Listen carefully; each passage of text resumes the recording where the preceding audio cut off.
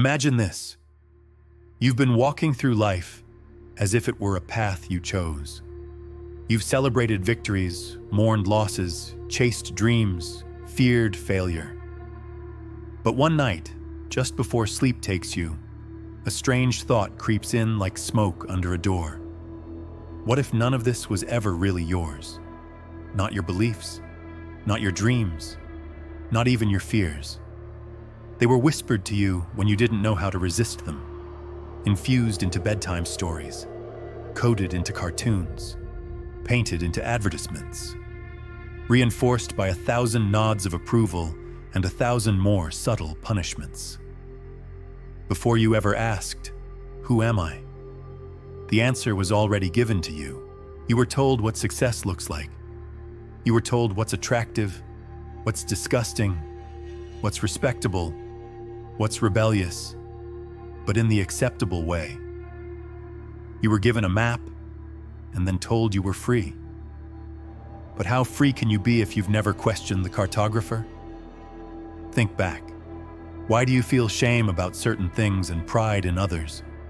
Why do you crave admiration from strangers? Why do you fear rejection more than failure itself?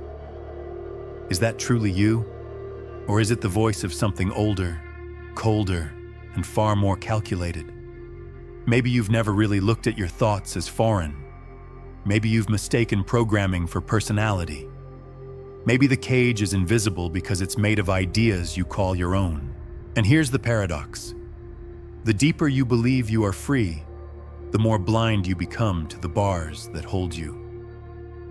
What if you've been asleep inside someone else's dream of who you should be? You see the world through eyes that were trained, not chosen. You think thoughts inherited, not created. You act out roles in a play written long before you arrived. And still, you call it life. So ask yourself, before we go any further, who would you be if no one had ever told you who you were? And more importantly, can you even imagine that person? Let's dig deeper. You weren't born into a vacuum. You were born into a system, a vast, invisible web of rules, roles, expectations, and beliefs.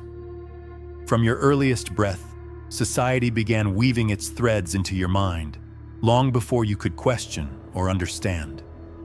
But this isn't a conspiracy in the shadows.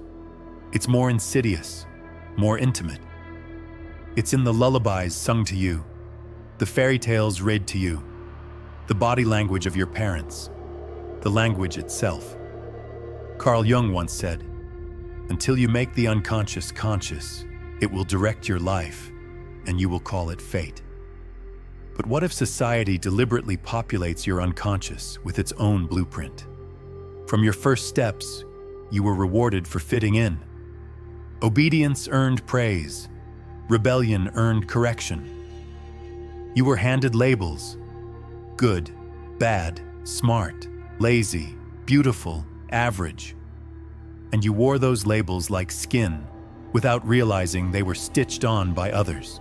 School didn't just teach you math or grammar. It taught you compliance, uniformity, the rhythm of bells, and the tyranny of chairs.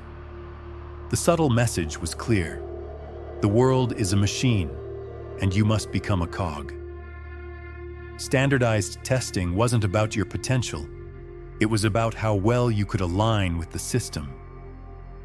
Aldous Huxley warned us of a future where control comes not through pain, but pleasure.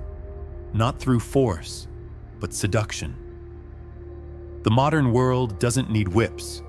It has screens. It doesn't need chains. It has likes, shares, and trending sounds. You are offered endless entertainment, dopamine on tap, and told this is freedom. But beneath it all, the programming deepens. You learn who to admire. Celebrities, influencers, CEOs, all living avatars of a success myth scripted by culture. You learn who to fear: the poor, the eccentric, the unproductive. You're conditioned to associate worth with output, value with visibility, happiness with consumption.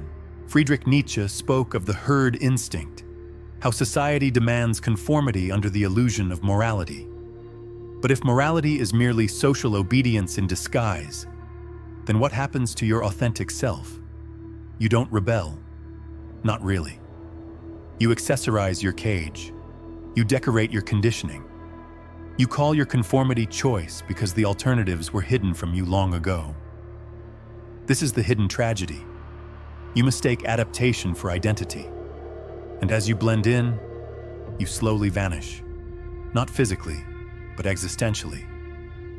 The true self fades beneath layers of survival, approval, and programming. But the system doesn't stop at the mind. It rewires the nervous system. It bends the emotional body. And soon, it begins to shape reality itself. Let's go there next. You wake up. You scroll. You work. You post. You reply with a smile emoji when your heart is hollow. You say, "I'm fine," when you feel nothing at all. And somewhere, in the blur between coffee and sleep, you begin to wonder, when did I become this stranger living my life? This is not just about thought control. It's about the erosion of self so gradual, so silent, that you don't even feel it happening. Cognitive science tells us that the brain is wired for efficiency. We automate patterns to conserve energy. That means the more you repeat a thought, the more your neurons solidify it. So when society feeds you certain beliefs, you're not enough unless you achieve. Beauty looks like this. Success is wealth. Your brain doesn't just accept them. It starts to run on them. These beliefs become unconscious operating systems. Now combine that with confirmation bias, the tendency to seek information that validates what you already believe, and you have a mind that fortifies its own prison. You're not just trapped, you're defending the walls, and the results are everywhere. You pursue careers that don't nourish your soul. You maintain relationships that reflect societal ideals, not emotional truth. You buy things not because you need them, but because you were told they define you. You numb with distractions, binge watching, scrolling, swiping, because silence feels like exposure. But perhaps the most devastating consequence is this: you become afraid of your own mind. Stillness terrifies you. Solitude feels like suffocation.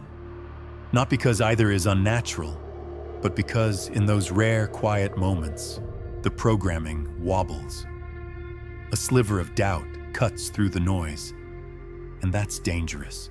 Because if you question one belief, just one, you risk unraveling the whole illusion.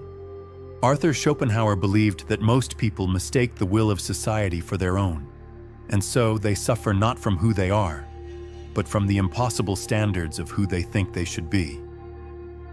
This is not accidental.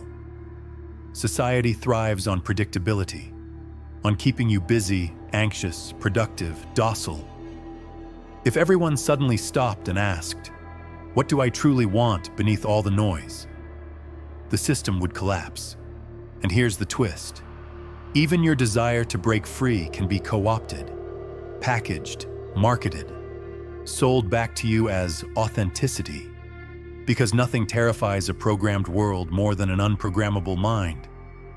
But if the trap is invisible, how do you escape it? What if the first step isn't adding more information, but subtracting illusions? What if rebellion doesn't start with a scream, but a still, quiet recognition? Let's find out. It doesn't begin with a revolution. It doesn't begin with fire or flags. It begins with something far more terrifying to the programmed mind: stillness. You sit, you breathe, you stop reaching for your phone. You resist the urge to check something. You simply are. And in that silence, something stirs, not a voice, but a space. A gap between stimulus and response. A pocket of freedom. A whisper that says, "This isn't all there is."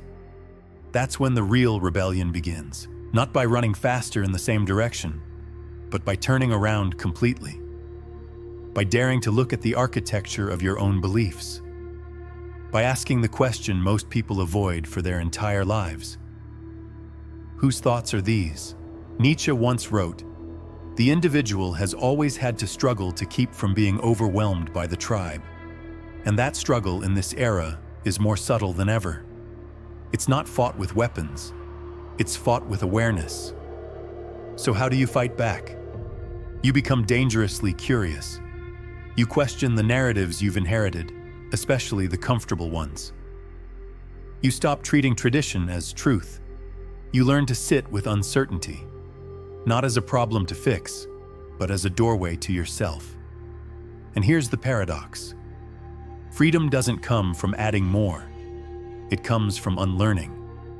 You strip away the layers, the career goals that were never truly yours, the moral codes shaped more by fear than integrity, the definitions of love, beauty, and worth passed down like hand-me-downs that never really fit.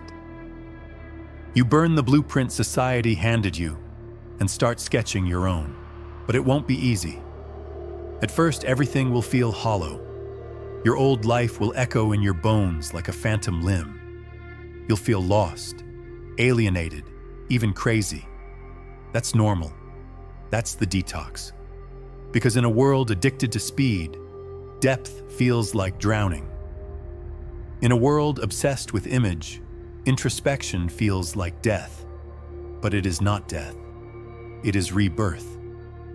Jean-Paul Sartre believed that man is condemned to be free, that we are burdened with the radical responsibility of creating meaning in a meaningless world. But what if that's not a curse? What if it's your power? Look at those who have broken free. The mystics, the artists, the wanderers. They weren't anomalies. They were awake. They weren't rebels in the loud, violent sense. They were rebels of the spirit. They chose truth over comfort, authenticity over approval, presence over performance. Now it's your turn. But don't look for the path. There is no path.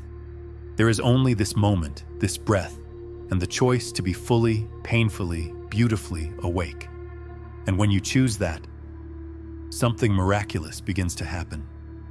But before we speak of that, let's go deeper, to the final layer, to the truth that changes everything.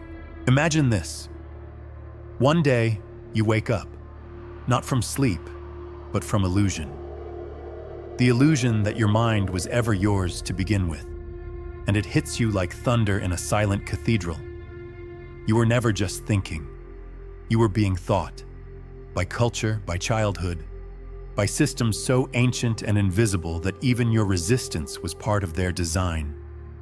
The rebellion you believed was yours, the clothes, the lifestyle, the choices, were all just updated versions of the same programming, dressed in new aesthetics.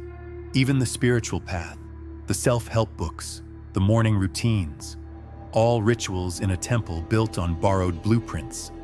And then, silence. But not the hollow kind. The kind that echoes with possibility. In that stillness, you see it. You are not your thoughts. You are the observer of them. You are not your identity. You are the space in which identity plays out. All your life you've asked, who am I? But the deeper question is, who is asking? The ultimate truth is not a fact to be memorized, but a presence to be remembered. And it was always with you. It is not loud.